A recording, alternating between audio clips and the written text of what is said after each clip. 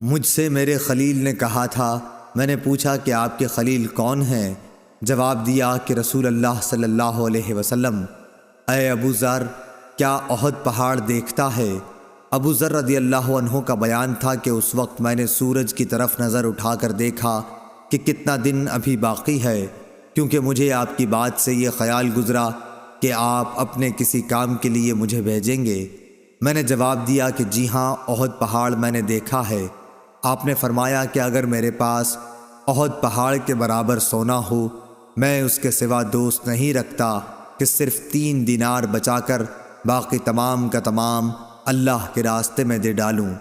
ابو ذر رضی اللہ عنہ نے پھر فرمایا کہ ان لوگوں کو کچھ معلوم نہیں، یہ دنیا جمع کرنے کی فکر کرتے ہیں۔ ہرگز نہیں، خدا کی قسم، نہ میں ان کی دنیا ان سے مانگتا ہوں اور نہ دین کا کوئی مسئلہ ان سے پوچھتا ہوں، تاکہ میں اللہ تعالیٰ سے جا ملوں۔ صحیح بخاری، حدیث نمبر 1408۔